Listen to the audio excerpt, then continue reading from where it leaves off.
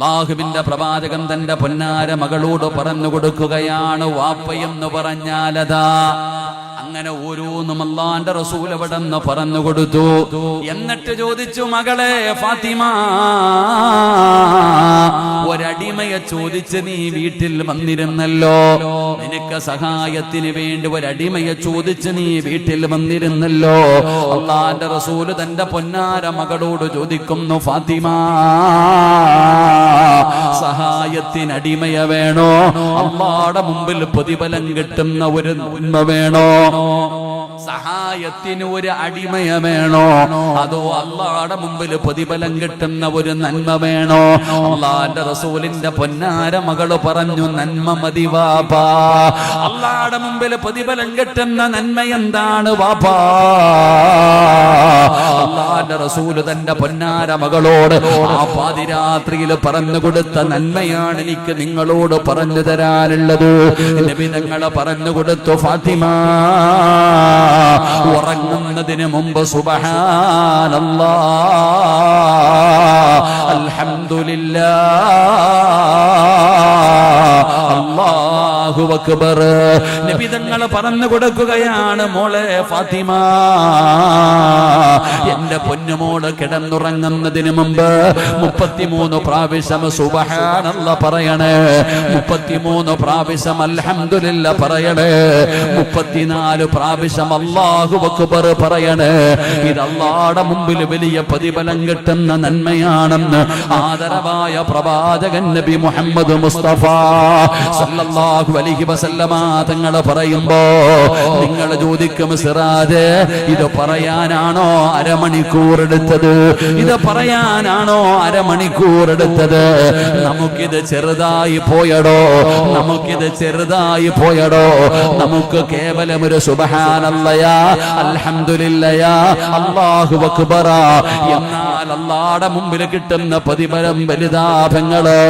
മഹദിയായ ഫാത്തിമ ബീവി റളിയല്ലാഹു തആല അൻഹാ ഒരു ദിവസം പോലും ഫാത്തിമ മുടക്കിയിട്ടില്ല. 29-ാമത്തെ വയസ്സിലാണ് ഫാത്തിമ ലോകത്തോട് വിട പറഞ്ഞത്. ആ മരിക്കുന്ന ദിവസവും ഫാത്തിമ മുടങ്ങാതെ പറഞ്ഞ ദിക്റാ. അലിയാർ തങ്ങൾ പറയുകയാണ്, അല്ലാഹുവിന്റെ റസൂലിന്റെ മരുമകൻ പറയുകയാണ്, ഞാനും മുടക്കിയിട്ടില്ല. ഫമാ തറക്തുഹാ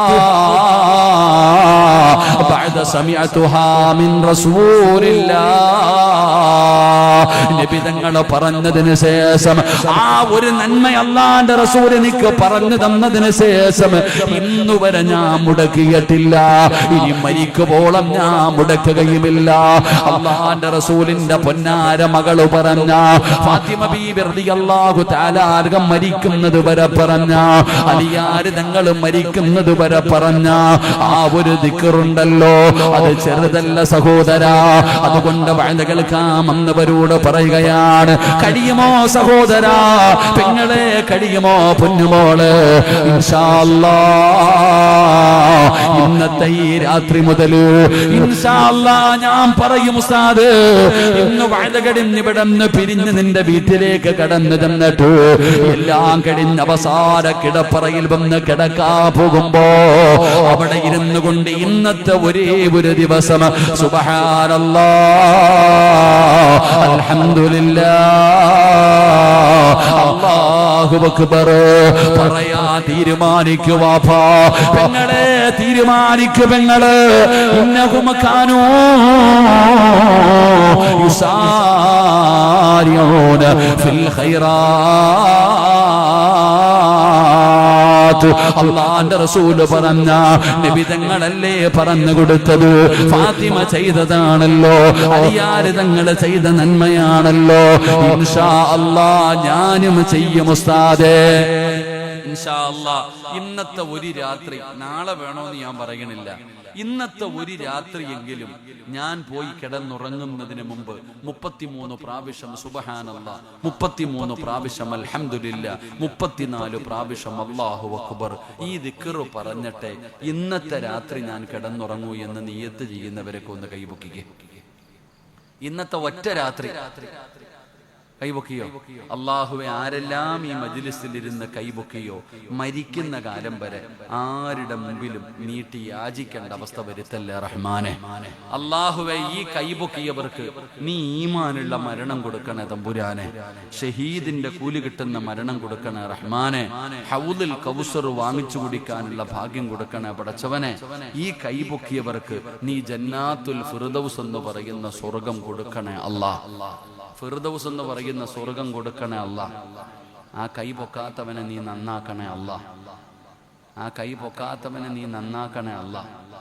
ഒന്നുകൂടെ കൈ പൊക്കിക്കേ, ചെയ്യാമെന്ന് നിയത്ത് ചെയ്യുന്നവര് കണ്ടോ? പൊങ്ങിയത് കണ്ടോ? ഇപ്പൊ കൈയൊക്കെ പൊക്കലെത്തിവേ. എന്താടാ റാഫി, നീ പൊക്കണില്ലേ? എല്ലാരും പൊക്കിയോ? അള്ളാഹു ബർക്കത്ത് ചെയ്യുമാറാകട്ടെ. ഇനി പൊക്കാത്തവൻ പൊക്കണ്ട, അവനെ പൊക്കിപ്പിക്കാൻ ഞാനൊന്നും വിചാരിച്ചാൽ പറ്റൂല. അള്ളാഹു കാത്തിരക്ഷിക്കുമാറാകട്ടെ. അപ്പൊ ഇൻഷാ അല്ലാഹ് ഇപ്പൊ കൈ പൊക്കാൻ പറഞ്ഞപ്പോ എല്ലാരും പൊക്കി. പക്ഷെ ഈ പൊക്കിയവർക്കൊന്നും പറയാൻ പറ്റണമെന്നില്ല. കലക്കവെള്ളത്തിൽ മീൻ പിടിക്കാൻ എല്ലാവർക്കും പറ്റും. എന്നാൽ ഇന്ന് രാത്രി നീ വീട്ടിൽ ചെന്നു, ഭക്ഷണമെല്ലാം കഴിഞ്ഞു, എല്ലാം കഴിഞ്ഞിട്ട് കിടന്നുറങ്ങാൻ വരുമ്പോ നിന്റെ മനസ്സ് പറയുന്നുണ്ട്, സിറാജ് പറഞ്ഞതല്ലേ ആ ഒരു നന്മ ചെയ്യാം, ആ നന്മ ചെയ്യണം എന്ന് പറഞ്ഞുകൊണ്ട് നിന്നെ കൊണ്ട് ചെയ്യിപ്പിച്ച നിങ്ങൾ രക്ഷപ്പെട്ടു. അള്ളാഹു ഭാഗ്യം തരുമാറാകട്ടെ. അള്ളാഹു ഭാഗ്യം തരുമാറാകട്ടെ. ഉറക്കെ പറ, അള്ളാഹു ഭാഗ്യം തരുമാറാകട്ടെ. ഇൻഷാ അല്ലാഹ് ചെയ്യൂലേ? ഇൻഷാ അല്ലാഹ് ചെയ്യൂലേ? ഉറക്കെ ഇൻഷാ അല്ലാഹ് പറ. അല്ലാഹുവിന്റെ പരിശുദ്ധമായ ഖുർആൻ പറയുകയാ, ഇന്നഹും കാനൂ യുസാരിഊന ഫിൽ ഖൈറാത്ത്. ഒന്നാമത്തെ സ്വഭാവമതാ. ഇനി രണ്ടാമത്തെ സ്വഭാവം എന്തെന്നറിയുമോ? അല്ലാഹു പറയുകയാ, വയദുഊനനാ റഗബൻ വറഹബാ. ആ ഫിർദൗസ് എന്ന് പറയുന്ന സ്വർഗത്തിലേക്ക് കടന്നു പോകണോ? ആ പ്രവാചകന്മാരുടെ രണ്ടാമത്തെ ഗുണമെന്തെന്നറിയുമോ?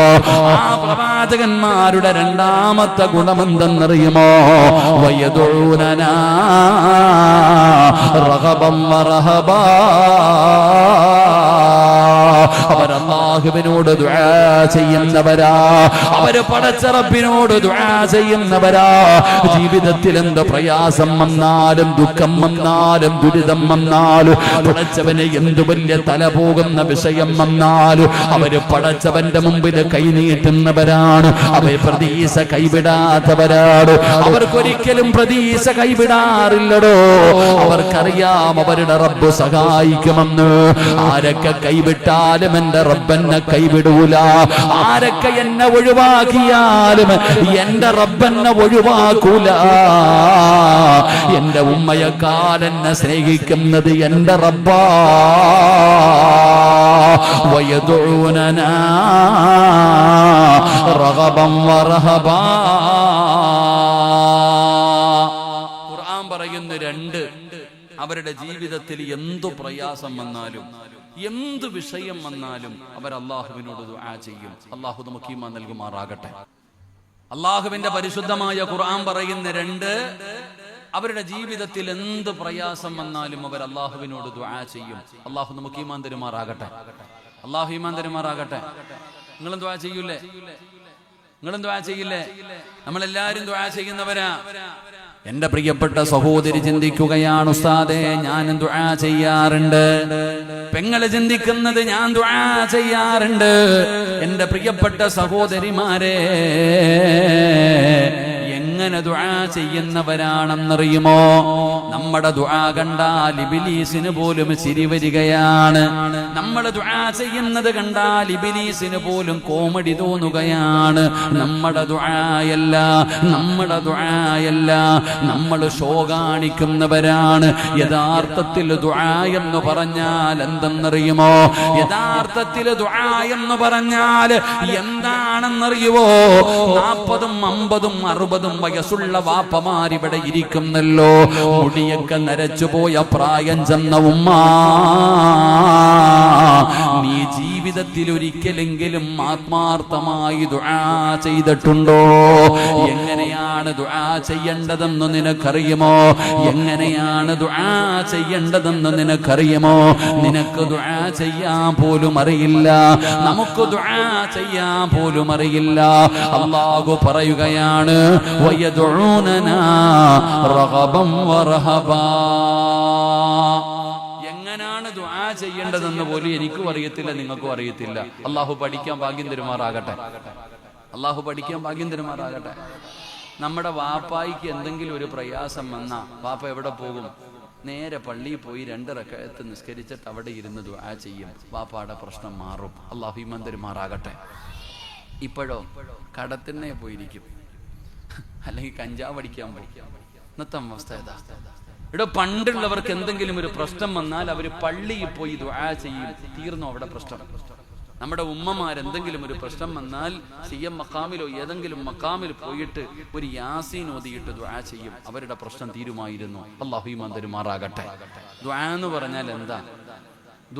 ദുആ ചെയ്യുന്ന സമയത്ത് എങ്ങനെ കൈപിടിക്കണ്ടേ? ഒന്ന് കാണിച്ചേ. കൈപിടിക്കേണ്ടത് എങ്ങനെ കാക്കാവെന്ന് കാണിച്ചേ. പള്ളിയിൽ പോയി നോക്കണം. ഉസ്താദ് ദുആ ചെയ്യണ സമയത്ത് തളർത്തി ഇങ്ങനെ ഇട്ടിരിക്കുക, വേണമെങ്കിൽ തന്നാ മതി അല്ലാഹ്. ഇങ്ങനെ ഇരിക്കണേ. മോഹൻലാൽ ഫാൻസിക്കാരനാ, ഇടത് സൈഡാ, ഇങ്ങനെ ഇരിക്കുന്നത്. വേണമെങ്കിൽ തന്നാ മതി പടച്ചവനെ. ദുആ ചെയ്യുന്ന സമയത്തൊന്ന് കൈ പിടിക്കാൻ നമുക്ക് വയ്യ. സദ്യ ഉണ്ണുന്നവനെ പോലെ ഇരിക്കുന്ന, ഇലയിട്ടിട്ട് വെട്ടി വിഴുങ്ങാൻ ഇങ്ങനെ ചമ്മണം കൂട്ടിയിരിക്കുക, ഇരിക്കാൻ പോലും നമുക്കറിയണില്ല. ഉസ്താദ് ദുആ ചെയ്യുന്ന സമയത്ത് ആമീനിന്റെ ശബ്ദമൊക്കെ വള്ളിയിലുണ്ടോ? പാപ്പാടെ വായി നോക്കണം, നാക്കുവല്ലോ ഉണ്ടോ അല്ലാഹ്. പൊതുയോഗത്തിൽ പോണം, അപ്പൊ അറിയാം വാപ്പായ്ക്ക് നാവുണ്ടോന്ന്. എന്റെ പ്രിയപ്പെട്ട സഹോദരങ്ങളെ, ദുആ ചെയ്യുമ്പോ ആമീൻ പറയാൻ പോലും എന്റെയും നിങ്ങളുടെയും നാവ് പൊങ്ങാറില്ല. എന്നാ ദുആ എന്ന് പറഞ്ഞാൽ എങ്ങനെയാണ് ദുആ ചെയ്യേണ്ടത്? അല്ല തന്നെ പറയുന്നു പെങ്ങളെ. അല്ലാഹുവിന്റെ വിശുദ്ധമായ ഖുർആനിൽ അല്ലാഹു പറയുകയാണ് എങ്ങനെയാണ് ദുആ ചെയ്യേണ്ടത്. ആ ഫിർദൗസിന്റെ അവകാശികളുടെ ദുആ അല്ലാഹു ഖുർആനിൽ തന്നെ പറയുകയാണ്. എങ്ങനെയാണ് ദുആ ചെയ്യേണ്ടതെന്നറിയുമോ? നിങ്ങൾ കോഴിക്കോട് കടപ്പുറത്ത് പോകുന്നവരാണല്ലോ, പടച്ചവനെ ബീച്ച് കാണാൻ പോകുന്നവരാണല്ലോ. കടലിന്റെ തിരമാലകൾ നിങ്ങളുടെ അടുക്കലേക്ക് ഇങ്ങനെ വരുമ്പോ പേടിച്ചു ഓടുകയാണ്. കാരണം പേടിയാണ്. ആ തിരമാലയുടെ ഉള്ളിൽ വീണുപോയാൽ രക്ഷപ്പെടാൻ കഴിയില്ലടോ. അതുകൊണ്ട് നമ്മൾ പേടിച്ചു മാറുന്നവരാണ്. എങ്കിൽ നിങ്ങൾ ആരെങ്കിലും കടലിന്റെ ഉള്ളിലേക്ക് പോയിട്ടുണ്ടോ? കടലിന്റെ ഉള്ളിലേക്ക് പോകണം സഹോദരാ. പോകും തോറും വല്ലാത്ത ആഴമാണ്. നടുകടലിലെങ്ങാനും ഒരു മനുഷ്യൻ വീണുപോയാൽ, ഈ വയല് കേൾക്കാൻ വന്നിരിക്കുന്ന ഏതെങ്കിലും ഒരു മനുഷ്യന് നടുകടലിൽ കൊണ്ടുപോയിട്ട് ഞാനെങ്ങാനും വെള്ളത്തിലേക്കിട്ടാ രക്ഷപ്പെടുമോ ചെറുപ്പക്കാരാ?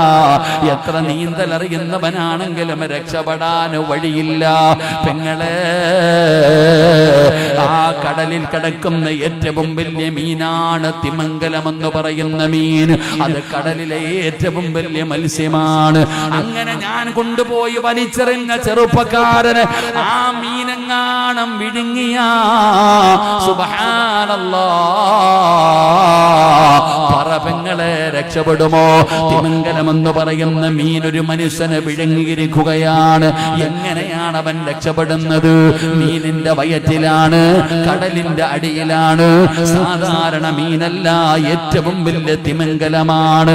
എന്നാ നിങ്ങൾ ഖുർആൻ നോക്ക്. അല്ലാഹുവിന്റെ പരിശുദ്ധമായ ഖുർആനിനകത്ത് അല്ലാഹു സുബ്ഹാനഹു വ തആല ഒരു പ്രവാചകന്റെ ചരിത്രം പറയുകയാണ്. മോനെ, KGF-ന്റെ കഥയല്ലടാ, എമ്പുരാന്റെ കഥയല്ലടാ ചെറുപ്പക്കാരാ. അല്ലാഹുവിന്റെ പരിശുദ്ധമായ ഖുർആനിൽ യൂനുസ് നബി അലൈഹിസ്സലാമിന്റെ ചരിത്രം പറയുകയാണ്. യൂനുസ് എന്ന് പറയുന്ന പ്രവാചകന് നടുകടലിലേക്ക് വലിച്ചെറിയുകയാണ്. നടുകടലിലേക്ക് വലിച്ചെറിയുകയാണ്. യൂനുസ് നബി കടലിന്റെ വെള്ളത്തിന്റെ അകത്തിങ്ങനെ മുങ്ങുമ്പോ തിമംഗലം എന്ന് പറയുന്ന മീൻ വന്ന് വിഴുങ്ങുകയാണ്. യൂനുസ് നബി മീനിന്റെ വയറിനകത്ത് കിടക്കുകയാണ്. അല്ലാഹ്, പറ മോനെ, രക്ഷപ്പെടാൻ എന്തെങ്കിലും ഒരു വഴിയുണ്ടോ? പറ ചെറുപ്പക്കാരാ, പറ പെങ്ങള്. കടലിനടിയിൽ കിടക്കുന്ന തിമിംഗലത്തിന്റെ വയറിനകത്ത് കിടക്കുന്ന യൂനുസ് എന്ന് പറയുന്ന പ്രവാചകനെ രക്ഷപ്പെടുത്താൻ ആർക്കാ മക്കളെ കഴിയുക? ആ മീനിന്റെ വയറിനകത്ത് കിടക്കുമ്പോ യൂനുസ് എന്ന് പറയുന്ന പ്രവാചകൻ അറിയാം എന്റെ റബ്ബെന്നെ കൈവിടില്ലെന്ന്. ആരൊക്കെ കൈവിട്ടാലും എന്റെ റബ്ബെന്നെ കൈവിടില്ല എന്ന് യൂനുസ് നബിക്കറിയാ. ആ ഏതെല്ലാം വാതിലടഞ്ഞാലും ഒരു വാതിൽ റബ്ബ് തുറക്കുമെന്ന് യൂനുസിനറിയാ. ആ യൂനുസ് എന്ന് പറയുന്ന പ്രവാചകന് ആ മീനിന്റെ വയറിനകത്ത് കിടന്നിട്ട് അവിടെ നിന്ന് വിളിക്കുകയാ, വനാദാ ഫിൽളുലുമാത് അല്ലാ ഇലാഹ ഇല്ലാ അന്ത സുബ്ഹാനക ഇന്നി കുന്തു മിനൽ ളാലിമീൻ. എവിടെ കടന്നാ വിളിച്ചതെന്നറിയുമോ?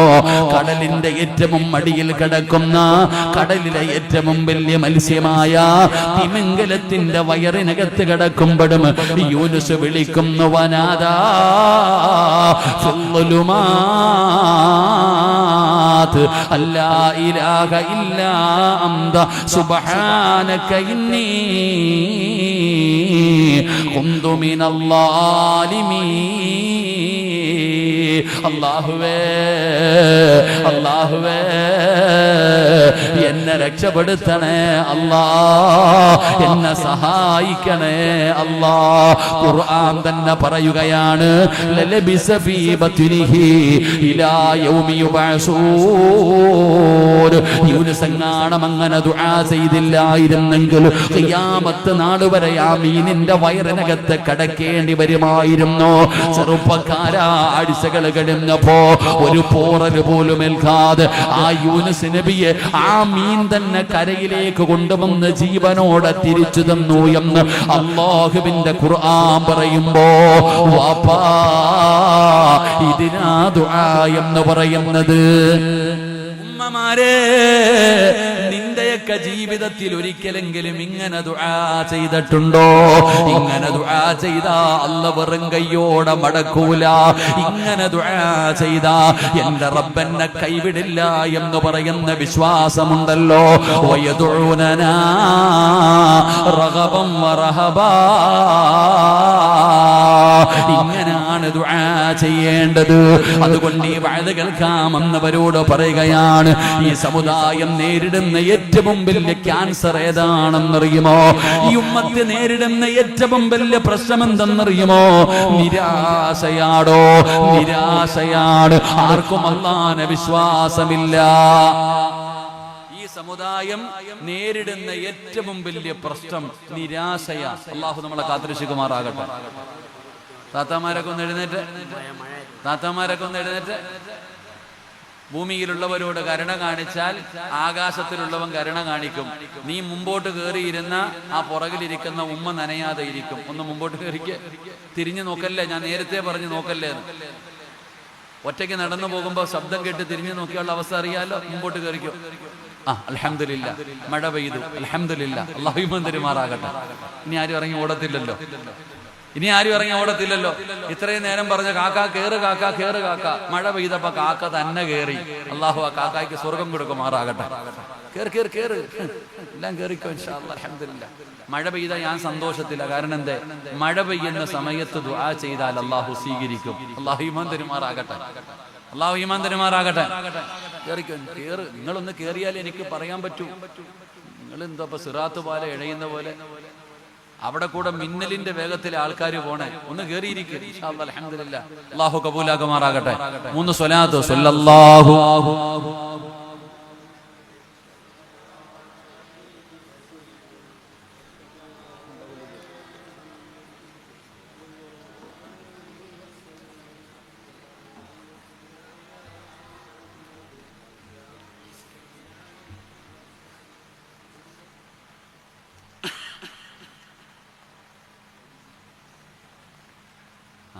നരകത്തിൽ ഇങ്ങനെ കുടിപ്പിക്കുമെന്നല്ലേ? നരകത്തിൽ ഇങ്ങനെ ചീഞ്ചലൊക്കെ കുടിച്ചു കഴിഞ്ഞാല് മനുഷ്യന്റെ ആ കുടിക്കുമ്പോ ഇങ്ങനെ ഉരുകി പോകുന്ന തിരി ചൂടുവെള്ളം കുടിച്ചപ്പോ എല്ലാം ഉരുകി.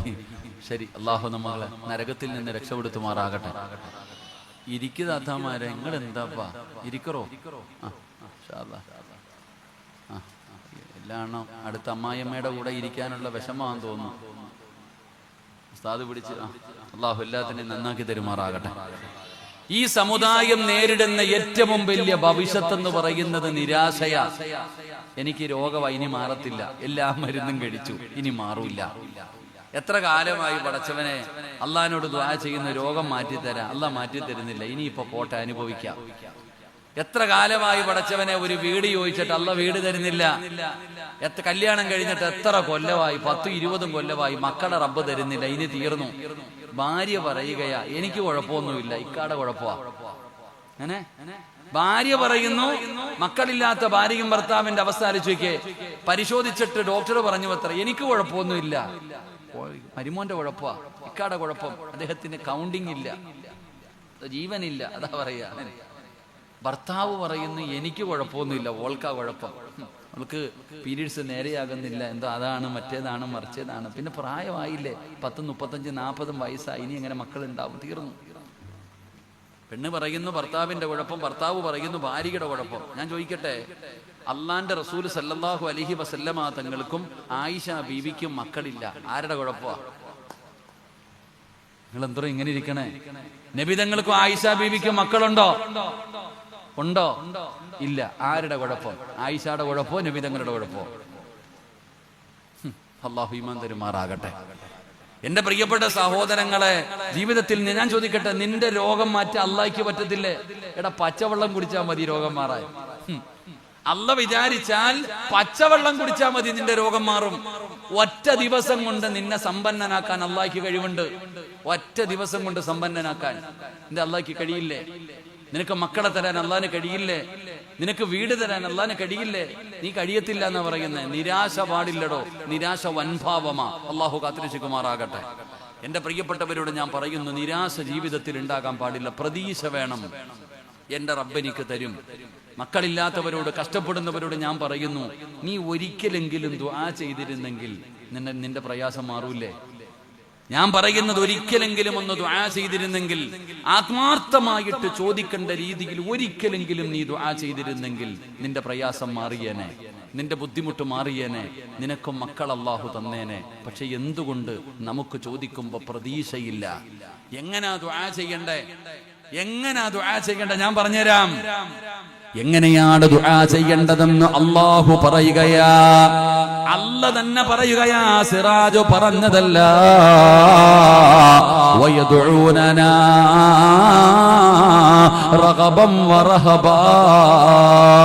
അല്ലാഹുവിന്റെ പരിശുദ്ധമായ ഖുർആൻ പറയുകയാ, ജീവിതത്തിലെ പ്രയാസങ്ങളുമായി നടക്കുന്നവര്, എപ്പോഴും സങ്കടത്തോടെ നടക്കുന്ന ഉമ്മ,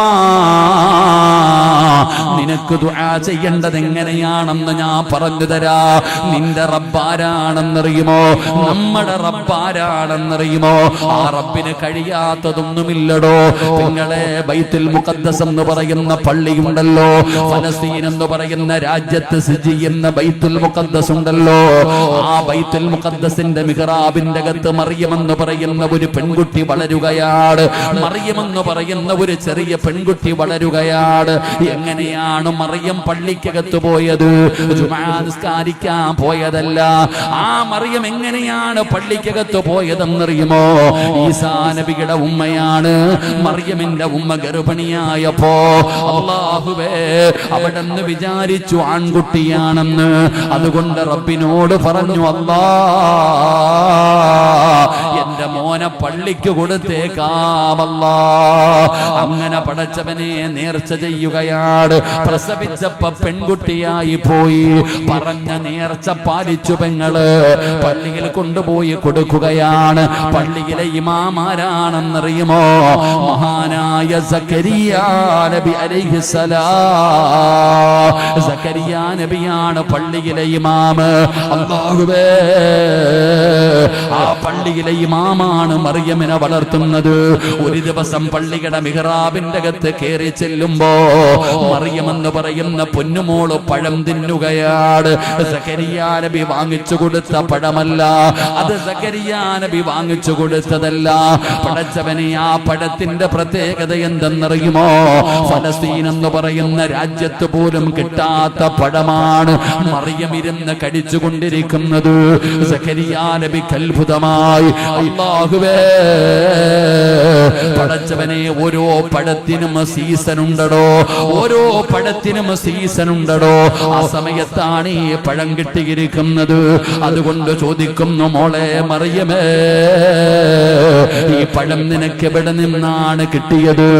മറിയമിന്റെ മറുപടി എന്തെന്നറിയുമോ? പുഞ്ചിരിക്കുന്ന മുഖത്തോടെ മറിയം ബീബി റളിയല്ലാഹു തആല അൻഹ സക്കരിയാ നബിയോട് പറയുന്നു, ഖാലത്തു ഹുവ മിൻ ഇൻദില്ലാഹ്, എന്റെ റബ്ബനിക്ക് തന്നതാ, എന്റെ റബ്ബനിക്ക് തന്നതാ. അല്ലാഹുവേ, ആരാ സക്കരിയാ നബി എന്നറിയുമോ? കല്യാണം കഴിഞ്ഞ് കൊല്ലങ്ങളായി മക്കളില്ലാതെ സങ്കടത്തോടെ നടക്കുന്ന പ്രവാചകരാ. വിവാഹം കഴിഞ്ഞ് ഒരുപാട് കൊല്ലമായി മക്കളില്ലാതെ സങ്കടപ്പെട്ട് നടക്കുന്ന പ്രവാചകനാണ്. വൃദ്ധനായ പ്രവാചകനാണ്, പ്രായം ചെന്ന പ്രവാചകനാണ്. പെങ്ങളെ കേൾക്കണേ മോളെ, 30 അല്ല 40 അല്ല 50 അല്ല 60 അല്ല 70 അല്ല 80 അല്ല, 100 വയസ്സ് കഴിഞ്ഞുമ്മാ. 100 വയസ്സ് കഴിഞ്ഞ പ്രവാചകനാണ് സക്കരിയാ നബി അലൈഹിസ്സലാം. അല്ലാഹുവിന്റെ മുമ്പിലേക്ക് തന്റെ കൈകൾ ഉയർത്തുകയാണ്. എന്നിട്ട് പറയുന്നു, അല്ലാ, പ്രായമായി റബ്ബേ, ഞാൻ വൃദ്ധനാണല്ലാ, കല്യാണം കഴിഞ്ഞു കൊല്ലങ്ങളായി റബ്ബേ, എനിക്കിതുവരെ സന്താനമായിട്ടില്ല, എനിക്കിതുവരെ മക്കളുണ്ടായിട്ടില്ല. സക്കരിയാ നബി അല്ലാഹുവോട് പറഞ്ഞത് എന്തെന്നറിയുമോ? ഖാല റബ്ബി ഇന്നി വഹനൽ അളമു മിന്നി വസ്തഅല റഅസു ശൈബാ വലൻ അഖും ബിദുആഇക റബ്ബി ശഖിയാ. എനിക്ക് പ്രായമായല്ലാ, എല്ലുകൾ പൊടിയുന്നു അല്ലാ. പടച്ചവനെ, എല്ലിൽ നിന്ന് എന്റെ തൊലികൾ പോലും വിട്ടിരിക്കുന്നു പടച്ചവനെ. എനിക്കും മക്കളില്ല തമ്പുരാരെ, എന്റെ അവസ്ഥ ഇങ്ങനെയാണ്. ഉമ്മാ, സക്കരിയാ നബിയുടെ ഭാര്യയ്ക്ക് 90 വയസ്സ് കഴിഞ്ഞു പെങ്ങള്. അല്ലാഹുവിനോട് പറയുകയാ, വകാലത്തി ഇംറഅതി ആഖിറാ, എന്റെ ഭാര്യ പ്രസവിക്കാത്തവളാ, എന്റെ ഭാര്യ പ്രസവിക്കാത്തവളാ. പെങ്ങളെ, 50 വയസ്സ് കഴിഞ്ഞ മെൻസസ് നിലയ്ക്കുമല്ലോ. മെൻസസ് നിലച്ച പെണ്ണിനു മക്കൾ എങ്ങനെ ഉണ്ടാകാനാണ്? അല്ലാഹുവേ, സക്കരിയാ നബി അല്ലാഹുവോട് പറയുകയാ, എനിക്ക് പ്രായമായി, എന്റെ ഭാര്യയ്ക്ക് പ്രായമായി, ഞങ്ങൾക്ക് ഒരുപാട് രോഗങ്ങളുണ്ട്, ഞങ്ങൾക്ക് ഒരുപാട് പ്രയാസങ്ങളുണ്ട്, ഞങ്ങൾക്ക് മക്കളില്ല തമ്പുരാന്. പക്ഷേ നാഥാ, നിനക്ക് പവറുണ്ടല്ലാ, നിനക്ക് കഴിയും പടച്ചവര്, നിനക്ക് കഴിയും പടച്ചവര്. എനിക്കൊരു മോനെ തരാറ്, എനിക്കൊരു കുഞ്ഞിനെ തരാറ് നിനക്ക് കഴിയുമല്ലാ. അതുകൊണ്ട് റബ്ബേ, എനിക്കൊരു പൊന്നുമോനെ വേണമല്ലാ. എന്തൊരു പ്രതീക്ഷയെന്നറിയുവോ, എന്തൊരു പ്രതീക്ഷയെന്നറിയുവോ? വയസ്സാങ്കാലത്ത് ഒരു റബ്ബിനോട്, വയസ്സാങ്കാലത്തൊരു നബി അല്ലാഹുവോട് പറയുകയാ, എനിക്കൊരു മോനെ വേണം തമ്പുരാനെ, തന്നേ പറ്റുപടച്ചവന്. നിനക്ക് പവറുണ്ട് തമ്പുരാനെ, നിനക്കതിനുള്ള കഴിവുണ്ട് തമ്പുരാനെ. അല്ലാഹുവിനോടൊരു മകനെ വേണമെന്ന് ദുആ ചെയ്തപ്പോ അല്ലാഹു കൊടുത്തു പെങ്ങളെ. അല്ല എങ്ങനെയാണ് വൈദാ സഅലക ഇബാദി അന്നീ ഫഇന്നീ ഖരീബ് ഉജീബു ദഅവത്തദ്ദാഇ ഇദാ ദഅാനി. അല്ല പറഞ്ഞത് അല്ലാഹുവോട് ചോദിക്കാനാ. ചോദിച്ചാ തരും പെങ്ങളെ. അല്ലാഹുവിന് കഴിയാത്തതൊന്നുമില്ല. അല്ലാഹുവിന് ലോകത്ത് കഴിയാത്തതൊന്നുമില്ല. ഒരു അല്ലാഹുവിന് തരാൻ ഒരു തടസ്സവുമില്ല. അല്ലാഹുവോട് പറഞ്ഞു എനിക്കൊരു മോനെ വേണമെന്ന്. അല്ല കൊടുത്ത മകൻ ആരാണെന്നറിയുമോ? മഹാനായ യഹ്യാ നബി അലൈഹിസ്സലാം.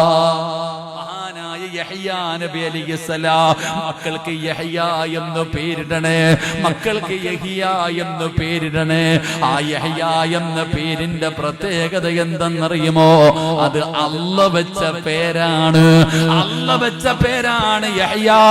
ലോകത്ത് ഒരാൾക്കും അതിനു മുമ്പ് യഹ്യാ എന്ന് പേരില്ല. അല്ലാഹു വെച്ച പേരാണ് യഹ്യാ. അങ്ങനെ ദുആ ചെയ്തിട്ട് കിട്ടിയ മകനാണ് യഹ്യാ നബി അലൈഹിസ്സലാം. അങ്ങനെ ദുആ ചെയ്തിട്ട് കിട്ടിയ മകനാണ്. റബ്ബേ, യഹ്യാ നബിയുടെ ചരിത്രം വായിച്ചാൽ ഏതൊരു മനുഷ്യനും കരയുമടോ, ഏതൊരു മനുഷ്യനും കരയുമടോ. കരയാതെ യഹ്യാ നബിയുടെ ചരിത്രം വായിച്ചു തീർക്കാൻ കഴിയില്ല. അല്ലാഹുവേ, പടച്ചവനെ പേടിച്ച് ജീവിച്ചിരുന്ന പ്രവാചകനാണ് യഹ്യാ നബി. സുജൂദിൽ വീണാൽ ദിവസങ്ങളോളം കിടക്കുമായിരുന്നു. യഹ്യാ നബിയുടെ കണ്ണുനീര് വീണ സ്ഥലത്ത് നിന്ന് പുല്ല് കിളിച്ചു വരുമായിരുന്നു പെങ്ങള്.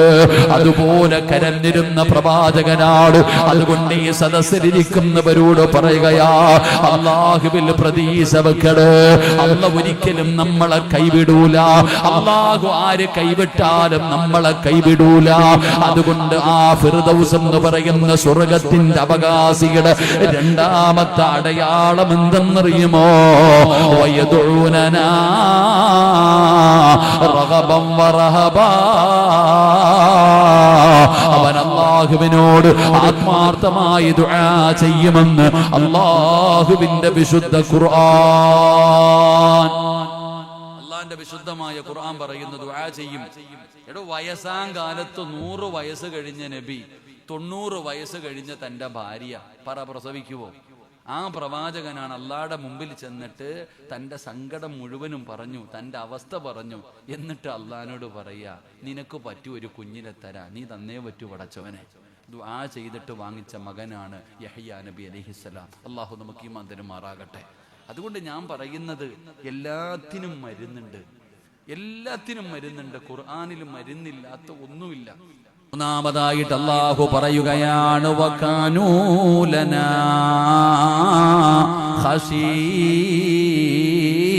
ഖശീൻ. അല്ല പറയുന്ന മൂന്നാമത്തെ അടയാളം എന്തെന്നറിയുമോ? വകാനൂ ലനാ ഖശീൻ. അവർക്ക് അല്ലാഹുവിനെ വല്ലാത്ത പേടിയാ. ആ ഫിർദൗസിന്റെ അവകാശികൾക്ക് പടച്ചവനെ വല്ലാത്ത പേടിയാണ്, അല്ലാഹുവിനെ വല്ലാത്ത പേടിയാണ്. ആർക്കാടോ അല്ലാഹുവിനെ പേടിയുള്ളത്? വഅദ് പറയുന്ന സിറാജിനില്ലല്ലോ, വഅദ് കേൾക്കുന്ന നിങ്ങൾക്കുമില്ലല്ലോ. നമ്മളിൽ ആർക്കാ അല്ലാഹുവിനെ പേടിയുള്ളത്? അല്ലാഹുവിനെ പേടിയുണ്ടായിരുന്നെങ്കിൽ ഇങ്ങനെ ഒരു വഅദിന്റെ ആവശ്യമില്ലല്ലോ. അല്ലാഹ് ആരാണെന്ന് പോലും എനിക്കറിയില്ല, അല്ലാഹ് ആരാണെന്ന് പോലും നമുക്കറിയില്ല. അല്ലാഹുവിനെ കുറിച്ച് നമുക്കൊന്നും അറിയില്ലടോ. അല്ലാഹുവിനെ കുറിച്ച് നമ്മൾ ആരെങ്കിലും അറിഞ്ഞിരുന്നെങ്കിൽ റബ്ബേ, നമ്മൾ ഒരിക്കലും ഇങ്ങനെ ആകില്ലായിരുന്നു. നമ്മൾ അല്ലാഹുവേ ഒരിക്കലും നമ്മുടെ സ്വഭാവം ഇത്രത്തോളം അതപ്പതിക്കില്ലായിരുന്നു. മുസ്ലിം സമുദായത്തിന്റെ അഹങ്കാരം എത്രയോ വലുതാ. അതുകൊണ്ട് എന്റെ പ്രിയപ്പെട്ടവരോട് പറയുകയാണ്, അല്ലാഹുവിനെ ഭയന്ന് ജീവിക്കണേ, അല്ലാഹുവിനെ ഭയന്ന് ജീവിക്കണേ. എല്ലാം കാണുന്ന ഒരു റബ്ബുണ്ടെന്നുള്ള ചിന്ത വേണേ ചെറുപ്പക്കാരാ. എല്ലാം ഒരു ദിവസം അവസാനിക്കും പൊന്നുമോനെ. അല്ലാഹുവിനെ പേടിച്ച് ജീവിക്കൂ, 5 നേരം നിസ്കരിക്കൂ, നല്ല കാര്യങ്ങൾ ചെയ്യൂ. മക്കളെ, കള്ളുകുടിയും കഞ്ചാവും ഒക്കെ നിർത്തൂ, ദുസ്വഭാവങ്ങളൊക്കെ ഒഴിവാക്കൂ. പെങ്ങളെ, നല്ല കാര്യങ്ങൾ ചെയ് പൊന്നുമോളെ. അല്ലാഹുവിനെ ഭയന്ന് ജീവിക്കൂ പെങ്ങളെ. അല്ലാഹുവിനെ മറന്നുകൊണ്ട് നടക്കരുത്. ഇതൊക്കെ പറയുമ്പോ ഇന്നത്തെ പുതിയ തലമുറ പറയുന്നത് എന്താണ്? ഉസ്താദേ, ജീവിതം ആസ്വദിക്കാനുള്ളതാ, ജീവിതം ആസ്വദിക്കാനുള്ളതാ.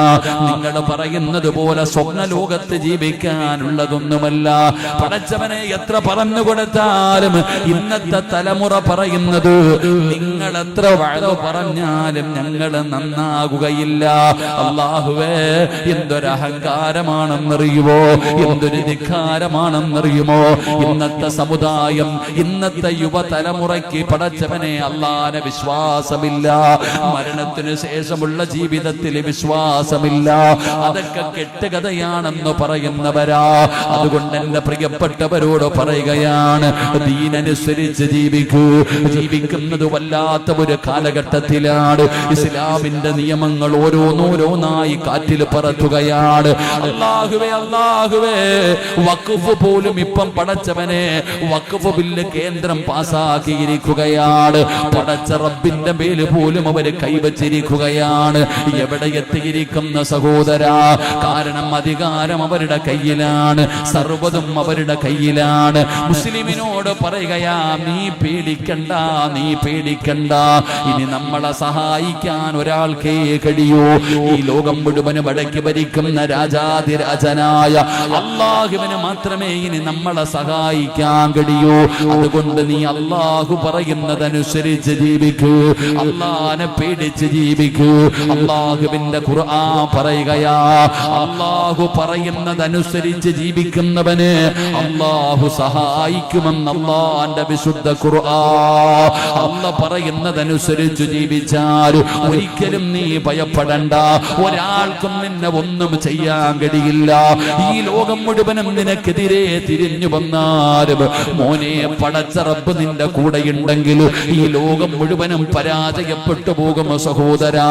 അതാണ് ബദർ പഠിപ്പിച്ചത്, അതാണ് ഉഹദ് പഠിപ്പിച്ചത്, അതാണ് ഖൈബർ പഠിപ്പിച്ചത്, അതാണ് ഹന്ദഖ് പഠിപ്പിച്ചത്. ഇസ്ലാമിന്റെ സർവ്വയുദ്ധങ്ങളും പഠിപ്പിച്ചത് തോറ്റുപോയത് അല്ലാഹുവിന്റെ മുമ്പിലുള്ള വിശ്വാസത്തിന്റെ മുമ്പിലാ.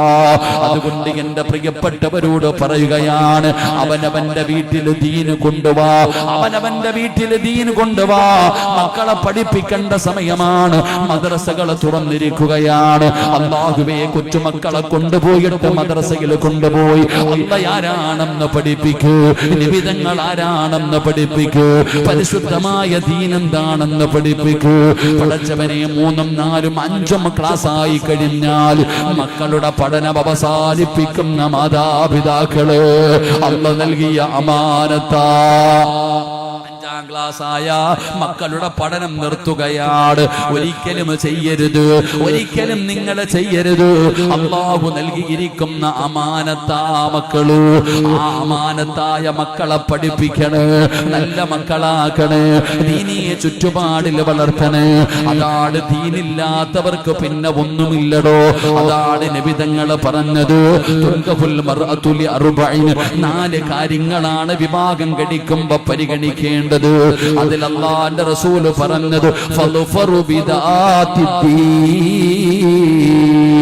ദീനുള്ള പെണ്ണിനെ വേണം വിവാഹം കഴിക്കാൻ. പണമുള്ളതിനെയല്ല, സൗന്ദര്യം കൂടിയതിനെയല്ല, കുടുംബ മഹിമ കൂടിയതിനെയല്ല. എടാ, ദീനുള്ള പെണ്ണിനെ വേണം വിവാഹം കഴിക്കാൻ, ദീനുള്ള പെണ്ണിനെ വേണം വിവാഹം കഴിക്കാൻ. എന്തുകൊണ്ടാണ് ദീന് പരിഗണിക്കാൻ പറയുന്നത്? ദീനുള്ള പെണ്ണിനെ വിവാഹം കഴിച്ചാ അല്ലാഹു തരുന്ന പ്രതിഫലം എന്തെന്നറിയുമോ? നിർത്തുകയാ പെങ്ങള്. ഏത് ഉസ്താദന്മാര് വഅദ് പറയുമ്പോഴും ഞങ്ങളെ കുറ്റം പറയുന്നു എന്ന് പറയുന്ന പെങ്ങളുണ്ടല്ലോ, വെറുപ്പുള്ളത് കൊണ്ടല്ല, നിന്നോട് ദേഷ്യമുള്ളത് കൊണ്ടല്ല. നീ നന്നായേ പറ്റൂ, നീ നന്നായേ പറ്റൂ. അതിന്റെ കാരണം എന്തെന്നറിയുമോ? മഹാനായ സയ്യിദുനാ ഉമർ ഇബ്നുൽ ഖത്താബ് ദീനുള്ള പെണ്ണിനെ വേണം വിവാഹം കഴിക്കാൻ. ദീനാണ് പരിഗണിക്കേണ്ടത്. അതിനെന്തേ കാരണം? ഒരിക്കൽ ഉമർ ഇബ്നുൽ ഖത്താബ് റളിയല്ലാഹു തആല അൻഹു ഖലീഫയായിരിക്കുമ്പോൾ രാത്രിയിൽ ഇങ്ങനെ ഇറങ്ങി നടക്കും. തന്റെ ജനങ്ങളുടെ പ്രയാസങ്ങൾ അറിയാൻ ഇങ്ങനെ നടക്കും. അങ്ങനെ നടന്ന് അവസാനം സുബഹിന്റെ സമയമായി പള്ളിയിലേക്ക് ഇങ്ങനെ പോകുമ്പോ ഒരു വീടിന്റെ അകത്ത് വഴക്ക് നടക്കുന്നു. ഒരു വീടിന്റെ അകത്ത് ഉമ്മയും മകളും കൂടെ വഴക്ക് നടക്കുകയാണ്. എന്താ പ്രശ്നം? എന്താ? ഉമർ തങ്ങളൊന്ന് നോക്കി, ഒളിഞ്ഞു നോക്കിയതൊന്നുമല്ല, എന്താ പ്രശ്നം അറിയാൻ. അപ്പൊ ഉമ്മ മകളോട് പറയുന്നുണ്ട്, പാലിൽ വെള്ളം ഒഴിക്കാൻ. പാലിൽ വെള്ളം ഒഴിക്കാൻ വേണ്ടി ഉമ്മ മോളെ നിർബന്ധിക്കുന്നുണ്ട്. മോൾ ഉമ്മാനോട് പറഞ്ഞു, ഉമ്മ ഇത് വഞ്ചനയാ, ഇത് പാപവാ, ഞാൻ ചെയ്യൂല. അപ്പൊ ഉമ്മ മകളോട് പറയുന്നു, നീ ഞാൻ പറയുന്നത് കേൾക്കും, മര്യാദയ്ക്ക് പാലിന്റെ അകത്ത് വെള്ളം കലർത്ത്. അപ്പൊ മകൾ ഉമ്മച്ചിയോട് പറഞ്ഞു, ഉമ്മ രാജ്യം ഭരിക്കുന്നത് ഉമറാ, രാജ്യം ഭരിക്കുന്നത് ഉമറാ, ഞാൻ പാലിൽ വെള്ളം കലർത്തിയത് ഉമർ അറിഞ്ഞ നമ്മളെ രണ്ടുപേരെയും വെറുതെ വിടൂല. അപ്പൊ ഉമ്മ ചോദിക്കുന്നുണ്ട്, ഉമർ എങ്ങനെ അറിയാനാ, ഓം വീട്ടിൽ കിടന്ന് ഉറങ്ങല്ലേ, നീ മര്യാദയ്ക്ക് വെള്ളം ഒഴിക്ക്. അപ്പൊ ഈ കുട്ടി ഉമ്മാനോട് പറഞ്ഞു, ഉമ്മ ഉമർ ഉറങ്ങുമായിരിക്കും, അല്ല ഉറങ്ങുന്നില്ല ഉമ്മ.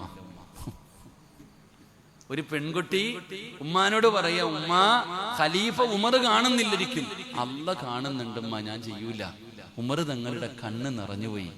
ഉമർ തങ്ങൾ ആ വീട് നോക്കി വെച്ചു. സുബഹി നിസ്കാരം കഴിഞ്ഞിട്ട് ഒരാളെ പറഞ്ഞു വിട്ടു, ആ മോൾ ആരാന്ന് അന്വേഷിക്കാൻ. അങ്ങനെ അവിടെ ചെല്ലുമ്പോ ആ പെണ്ണൊരു യതീമായിരുന്നു, ഒരു യതീമായ മകളാ. ഉമ്മ നല്ലവളാ, മോശക്കാരിയൊന്നുമല്ല. പിന്നെ പാലിൽ വെള്ളം കലർത്താൻ പറയാനുള്ള കാരണം, വീട്ടിലാകെ ഉള്ളത് ഒരു ഒട്ടകമാ. ഈ ഒട്ടകത്തിന്റെ പാല് കറന്നു കൊടുത്തിട്ടാണ് അവര് ജീവിക്കുന്നത്. ഒരാഴ്ചയായിട്ട് പാലില്ലാത്തത് കാരണം ആ വീട് പട്ടിണിയിലായിരുന്നു. ആ വീട് പട്ടിണി. അങ്ങനെ ഇരുന്നപ്പോഴാ ഒരു ദിവസം ഇത്തിരി പാല് കിട്ടി. ഉമ്മ പറഞ്ഞു, ഒരാഴ്ചയായിട്ട് പട്ടിണിയാ മോളെ, നീ ഇത്തിരി വെള്ളം ഒഴിച്ചിട്ട് കൊടുത്താ തിന്നാൻ വല്ലതും കിട്ടുമല്ലോ. നീ ഒരു ഇത്തിരി വെള്ളം ഒഴിച്ചിട്ട് കൊടുത്താൽ എന്തെങ്കിലും തിന്നാൻ കിട്ടുമല്ലോ, അതുകൊണ്ടാ വെള്ളം ഒഴിക്കാൻ പറഞ്ഞു. അപ്പോഴും ആ മോള് പറഞ്ഞത് ഞാൻ ചെയ്യില്ല എന്നാ.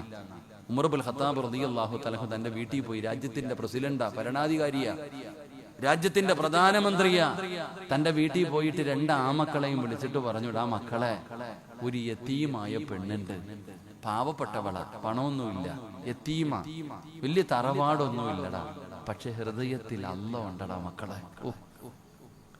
ഒരു രാജ്യത്തിന്റെ പ്രധാനമന്ത്രി തന്റെ വീട്ടിൽ പോയിട്ട് തന്റെ ആമക്കളെ വിളിച്ചിട്ട് പറയാ, ഒരു പെങ്കൊച്ചുണ്ട്, പണമില്ല, കൊട്ടാരമില്ല, കുടുംബമഹിമയില്ല, യതീമ്, പാവപ്പെട്ട ഒരു പെണ്ണുണ്ട്, പക്ഷെ അവരുടെ ഹൃദയത്തിന്റെ അകത്ത് അല്ല ഉണ്ടടാ, എനിക്ക് തന്നെ വിവാഹം കഴിക്കണമെന്ന് ആഗ്രഹമുണ്ട്, പ്രായമായത് കാരണം ഞാൻ കല്യാണം കഴിക്കുന്നില്ല, നിങ്ങൾ ആരെങ്കിലും കെട്ടുവോ? നിങ്ങൾ 2 പേരിൽ ആരാ ആ പെങ്കൊച്ചിനെ കല്യാണം കഴിക്കണേ? ഉമർ ഇബ്നുൽ ഖത്താബ് റളിയല്ലാഹു തആലയുടെ മൂത്ത മകൻ പറഞ്ഞു, എനിക്ക് വേണം വാപ്പച്ചി ആ പെണ്ണിനെ. പെണ്ണിനെ പോലും കണ്ടില്ല, ആരും പെണ്ണിനെ പോലും കണ്ടില്ല, സൗന്ദര്യം ഉള്ളവളാണെന്ന് അറിയില്ല. ഉമർ ഇബ്നുൽ ഖത്താബ് റളിയല്ലാഹു തആല ചോദിച്ചു, നിങ്ങളിൽ ആരാ മോനെ അല്ല ഹൃദയത്തിൽ ഉള്ള ഒരു പെണ്ണുണ്ട്, ആരാ കല്യാണം കഴിക്കണേ? ഉമർ തങ്ങളുടെ മകൻ പറഞ്ഞു, എനിക്ക് വേണം വാപ്പച്ചി. എന്റെ പ്രിയപ്പെട്ട സഹോദരങ്ങളെ, ഉമർ തങ്ങളുടെ മകനാണ് ആ പെണ്ണിനെ കെട്ടിയേ. നിനക്കിനി ഒരു ചരിത്രം അറിയുമോ? 2ാം ഉമർ എന്നറിയപ്പെടുന്ന ഒരു മനുഷ്യനുണ്ട്, മഹാനായ ഉമർ ഇബ്നു അബ്ദുൽ അസീസ് റളിയല്ലാഹു തആല അൻഹു. അറിയോ ചരിത്രം? ഉമർ ഇബ്നു അബ്ദുൽ അസീസിന്റെ ചരിത്രം നിനക്കറിയോ? വായിച്ചു നോക്കു പോയിട്ട്. ഉമർ ഇബ്നു അബ്ദുൽ അസീസ് റളിയല്ലാഹു തആല തന്റെ മരണം അടുത്തെന്ന് മനസ്സിലായി. അള്ളാനെ പേടിച്ച് ജീവിക്കുന്ന ഒരു മനുഷ്യനാ. തന്റെ മരണം അടുത്തെന്ന് മനസ്സിലായപ്പോ പോയി കുളിച്ച് റെഡിയായി. ഉമർ ഇബ്നു അബ്ദുൽ അസീസ് പോയി കുളിച്ച് റെഡിയായി. എന്നിട്ട് കഫൻ തുണിയും എടുത്തുകൊണ്ട് മരിക്കാൻ തയ്യാറായി തന്റെ വീടിന്റെ അകത്ത് കയറി വന്നു. തന്റെ പ്രിയപ്പെട്ട ഭാര്യയായ ഫാത്തിമയെ അടുത്ത് വിളിച്ചു, ഫാത്തിമ ഇങ്ങ് എടുത്തുവാ, ഞാൻ പോവാ, ഫാത്തിമ ഞാൻ പോവാ, എന്റെ മരണം അടുത്തിരിക്കുന്നു ഫാത്തിമ, അതുകൊണ്ട് നീ എനിക്ക് എന്തെങ്കിലും ഞാൻ പറഞ്ഞു പോയിട്ടുണ്ടെങ്കിൽ നീ പൊരുത്തപ്പെടണം എനിക്ക്. തന്റെ ഭാര്യയോട് പൊരുത്തം ചോദിച്ചു, ഭാര്യ ഭർത്താവിനോട് പൊരുത്തം ചോദിച്ചു. അവിടുന്ന് വസിയ്യത്തുകൾ കൊടുത്തു. പരസ്പരം ഇങ്ങനെ സംസാരം നീണ്ടുപോയി. ഉമർ ഇബ്നു അബ്ദുൽ അസീസ് റളിയല്ലാഹു തആല തന്റെ ഭാര്യയോട് ചോദിച്ചു, ഫാത്തിമ, ഇനി എന്തെങ്കിലും നിനക്ക് എന്നോട് ചോദിക്കാനുണ്ടോ? ഫാത്തിമ നിന്ന് കരയാൻ തുടങ്ങി. കാരണം ഭർത്താവ് മരിക്കാൻ പോവാ. അപ്പോഴാണ് ചോദിക്കുന്നത്, ഫാത്തിമ നിനക്ക് എന്തെങ്കിലും പറയാനുണ്ടോ? ഫാത്തിമ നിന്ന് കരയുകയാണ്. അപ്പോഴാണ് ഉമർ ഇബ്നു അബ്ദുൽ അസീസ് പറയുന്നത്, എങ്കിൽ നീ പുറത്തിറങ്ങ്, നീ റൂമിന്റെ പുറത്തിറങ്ങിയിട്ട് വാതിലടയ്ക്ക്, റൂമിന്റെ പുറത്തിറങ്ങിയിട്ട് വാതിലടയ്ക്ക്. ഉമർ ഇബ്നു അബ്ദുൽ അസീസ് റളിയല്ലാഹു തആല അൻഹു പറയുമ്പോ ഫാത്തിമ എന്ന് പറയുന്ന ഭാര്യ ചോദിക്കുകയാണ്, എന്തിനാ എന്നെ പുറത്താക്കുന്നത്? നിങ്ങൾ മരിക്കാൻ പോവുകയാണ്, ഈ സമയത്തല്ലേ ഞാൻ നിങ്ങളുടെ കൂടെ നിൽക്കേണ്ടത്, എന്തിനാ എന്നെ പുറത്താക്കുന്നത്? ആ സമയത്ത് ഉമർ ഇബ്നു അബ്ദുൽ അസീസ് പറയുകയാണ്, ഫാത്തിമ, ഇന്നി അറാ ഖലഖൂ ലൈസൂ ബി ഉനാസിൻ വലാ ഫാത്തിമ, ഇഷ്ടമില്ലാഞ്ഞിട്ടല്ല, സ്നേഹമില്ലാഞ്ഞിട്ടല്ല, നിന്നോട് വെറുപ്പുള്ളത് കൊണ്ടല്ല. എന്റെ വെളിയിലിറങ്ങ്, റൂമിന്റെ വെളിയിലിറങ്ങ്, എന്നെ കാണാൻ അതിഥികൾ വരുന്നു ഫാത്തിമ. അല്ലാ മലക്കതാ പറയുകയാണ്, മനുഷ്യരും ജിന്നുകളും അല്ലാത്ത ഒരു വിഭാഗം വരുന്നു ഫാത്തിമ. ഒന്ന് പുറത്തിറങ്ങുമോള്, ഒന്ന് പുറത്തിറങ്ങുമോള്. തന്റെ പ്രിയപ്പെട്ട ഭാര്യ വാതിലടച്ചിട്ട് വെളിയിലിറങ്ങി. ഉമർ ഇബ്നു അബ്ദുൽ അസീസ് തങ്ങളുടെ വാതിലടച്ച് പുറത്തിറങ്ങി. ഫാത്തിമ കരയുകയാണ്. കാരണം ഭർത്താവ് സക്കറാത്തിന്റെ അവസ്ഥയിൽ വീടിന്റെ അകത്ത് കിടക്കുകയാണ്. റബ്ബേ, ആരോ കാണാൻ വരുന്നെന്ന് പറഞ്ഞല്ലോ, തന്റെ ഭർത്താവിനെ ആരോ കാണാൻ വരുന്നെന്ന് പറഞ്ഞല്ലോ. ആരാ കാണാൻ വരുന്നത്? ഓടി ചെല്ലുകയാണ്. അടച്ചിട്ടിരുന്ന വാതിലിന്റെ പഴുതിലൂടെ ഫാത്തിമ ഒളിഞ്ഞു നോക്കുമ്പോ തന്റെ ഭർത്താവ് പറയുന്നത് എന്തെന്നറിയുമോ? അസ്സലാമു അലൈക യാ അസ്റായീൽ. അസ്റായിലിനോട് സലാം പറയുകയാ. തന്റെ ഭാര്യ വീടിന്റെ പുറത്തിറക്കിയത് എന്തിനെന്നറിയുമോ? റൂമിന്റെ പുറത്തിറക്കിയത് എന്തിനെന്നറിയുമോ? അസ്റായിൽ വരികയാ റൂഹ് പിടിക്കാൻ. അതുകൊണ്ട് പറയുന്നു, അസ്സലാമു അലൈക യാ അസ്റായീൽ. ഫാത്തിമയുടെ കൈകാല് വിറയ്ക്കുകയാണ്.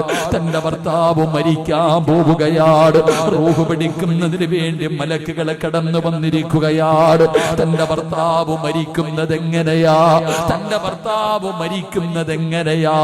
ഭാര്യ ഒളിഞ്ഞു നോക്കുകയാ. അടച്ചിട്ടിരിക്കുന്ന വാതിലിന്റെ പഴുതിലൂടെ ഫാത്തിമ എന്ന് പറയുന്ന ഭാര്യ ഇങ്ങനെ ഒളിഞ്ഞു നോക്കുമ്പോ, ചെറുപ്പക്കാരാ, ഖുർആൻ ഓതുന്നടാ മോനെ.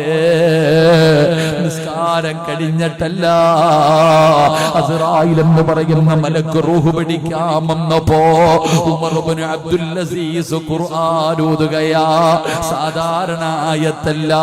ഏതായത്താ ഓതിയതെന്നറിയുവോ? തിൽകദ്ദാറുൽ ആഖിറതു നജ്അലുഹാ ലില്ലദീന ലാ യുരീദൂന ഉലൂവൻ ഫിൽ അർളി വലാ ഫസാദാ വൽ ആഖിബതു ലിൽ മുത്തഖീൻ. അതാ പടച്ചവന്റെ ഖുർആനിലെ ആയത്ത് ഓതുകയാണ്. തിൽകദ്ദാറുൽ ആഖിറതു നജ്അലുഹാ ലില്ലദീന ലാ യുരീദൂന ഉലൂവൻ ഫിൽ അർളി വലാ ഫസാദാ. വാതിലിന്റെ പഴുതിലൂടെ തന്റെ പ്രിയപ്പെട്ട ഭർത്താവിന്റെ മരണം ഇങ്ങനെ നോക്കിക്കൊണ്ടിരിക്കുന്ന പ്രിയപ്പെട്ടവളോട് ഉമർ ഇബ്നു അബ്ദുൽ അസീസ് എന്ന് പറയുന്ന ഭർത്താവ് പറയുകയാ, ഫാത്തിമ, ഫാത്തിമ, വൽ ആഖിബതു ലിൽ മുത്തഖീൻ. നല്ല മരണം കൊടുക്കുന്നത് ആർക്കാണെന്നറിയോ? അല്ലാഹു നല്ല മരണം കൊടുക്കുന്നത് ആർക്കാണെന്നറിയോ? അല്ലാഹനെ പേടിച്ച് ജീവിക്കുന്നവർക്കാ ഫാത്തിമ. അല്ലാഹനെ പേടിച്ച് ജീവിക്കുന്നവർക്കാണ് അല്ലാഹു നല്ല മരണം കൊടുക്കുന്നത്. തന്റെ പ്രിയപ്പെട്ട ഭാര്യയോട് പറയുകയാണ്, മുഖത്തേക്ക് തുണിയെടുത്തിടുകയാണ്. ലാ ഇലാഹ ഇല്ലല്ലാഹ്, സഹാദത്ത് കലിമ പറയുകയാണ്. അനക്കമില്ല, ഭർത്താവ് അനങ്ങുന്നില്ല. വാതിൽ തുറന്നിട്ട് ഓടി ചെല്ലുമ്പോ ഉമർ ഇബ്നു അബ്ദുൽ അസീസ് ചിരിക്കുന്ന മുഖത്തോടെ കിടക്കുകയാ. എന്തൊരു സുഗന്ധമെന്നറിയുമോ? തന്റെ പ്രിയപ്പെട്ട ഭർത്താവിനെന്ത് സുഗന്ധമെന്നറിയുമോ? അല്ലാഹുവേ, നാട് മുഴുവനും അറിയുകയാണ്. ജനങ്ങൾ മുഴുവനും കാണാമെന്നടോ. വന്നവര് മുഴുവനും പറയുന്നു, എന്തു മരണമാ, എന്തു മരണമാ, എന്തൊരു പ്രകാശമാ, എന്തൊരു സുഗന്ധമാ. അവസാനം ഉമർ ഇബ്നു അബ്ദുൽ അസീസ് തങ്ങളുടെ ജനാസ കുളിപ്പിച്ചു, കഫം പൊതിഞ്ഞു, നിസ്കരിച്ചു, കൊണ്ടുപോയി പള്ളിപ്പറമ്പിൽ 6 അടി മണ്ണിനകത്ത് ഇറക്കി വെച്ചു. ഖബറടക്കി കഴിഞ്ഞപ്പോ ഒരാളും പോകുന്നില്ല, ഒരാളും പോകുന്നില്ല. എല്ലാവരും പള്ളിപ്പറമ്പിൽ നിൽക്കുകയാണ്. പള്ളിയുടെ പരിസരം മുഴുവനും ജനമാണ്. അവര് പറയുന്നത്, റബ്ബേ എന്തൊരു മരണമാട് പടച്ചവരെ, എന്തൊരു സുഗന്ധമാട് പടച്ചവരെ.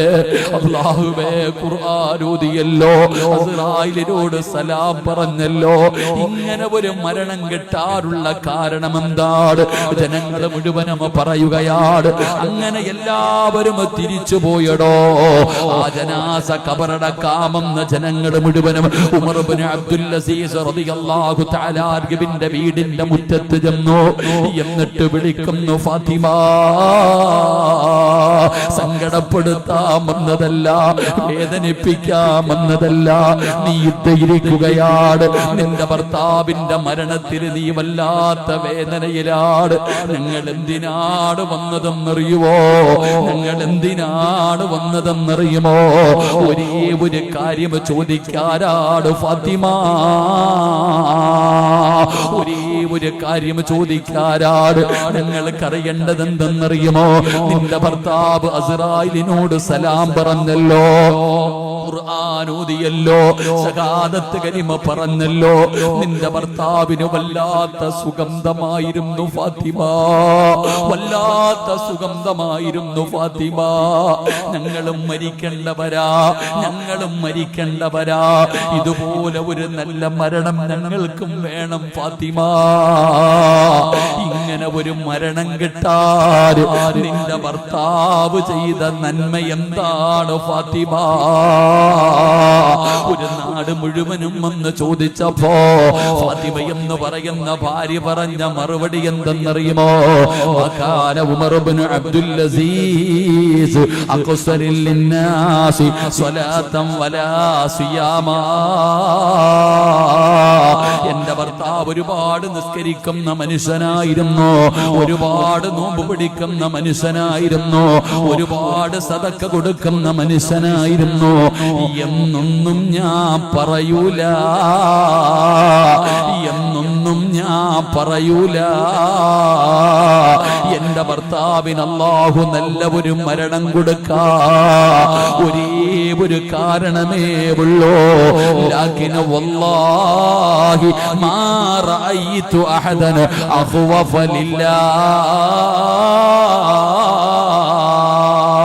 ഈ ലോകം മുഴുവനും അടക്കി ഭരിക്കുന്ന രാജാതിരാജനായ അല്ലാഹുവിനെ കൊണ്ട് തന്നെയാണ് സത്യം.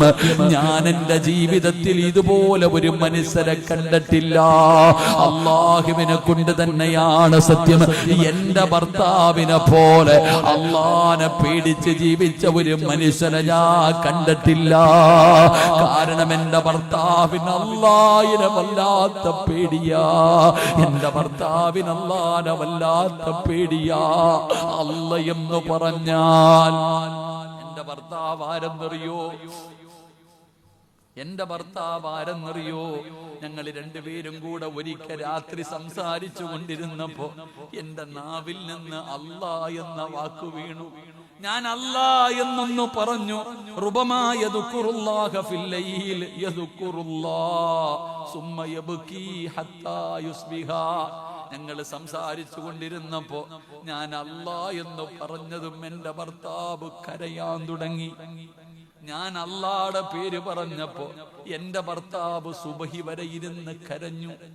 എന്റെ പ്രിയപ്പെട്ടവരെ, അല്ലാഹുവിന്റെ ഖുർആൻ പറഞ്ഞു, ഇന്നമൽ മുഅ്മിനൂന അല്ലദീന ഇദാ ദുകിറല്ലാഹു വജിലത്തു ഖുലൂബുഹും വഇദാ തുലിയത് അലൈഹിം ആയാതുഹു സാദത്തുഹും ഈമാനാ വഅലാ റബ്ബിഹിം യതവക്കലൂൻ. ഉമർ ഇബ്നു അബ്ദുൽ അസീസിന്റെ ഭാര്യ പറയുകയാണ്, എന്റെ ജീവിതത്തിൽ ഞാൻ അല്ലാഹുവിനെ പേടിയുള്ള ഒരാളെയെ കണ്ടിട്ടുള്ളൂ. അത് വേറെ ആരുമല്ല, എന്റെ ഭർത്താവാ. എന്തിനാ ഈ ചരിത്രം പറഞ്ഞതെന്നറിയോ? പെങ്ങളെ, എന്തിനാ ഈ ചരിത്രം പറഞ്ഞതെന്നറിയോ? ഈ ഉമർ ഇബ്നു അബ്ദുൽ അസീസ് ആരുടെ മോനാണെന്നറിയോ? ഈ ഉമർ ഇബ്നു അബ്ദുൽ അസീസ് ആരുടെ മോനാണെന്നറിയോ? ഏത് കുടുംബത്തിൽ ജനിച്ചതാണെന്നറിയോ? ഉമർ തങ്ങൾ പാതിരാത്രി വീടിന്റെ പരിസരത്തുകൂടെ നടന്നുപോയപ്പോ ഉമ്മ പാലിന്റെ അകത്ത് വെള്ളമൊഴിക്കാൻ പറഞ്ഞപ്പോ ഉമ്മ അല്ല കാണുന്നുണ്ട് ഉമ്മ എന്ന് പറഞ്ഞ യതീമായ മകളെ നിനക്കോർമ്മയുണ്ടോ? ആ യതീമായ മകളെ നിനക്കോർമ്മയുണ്ടോ?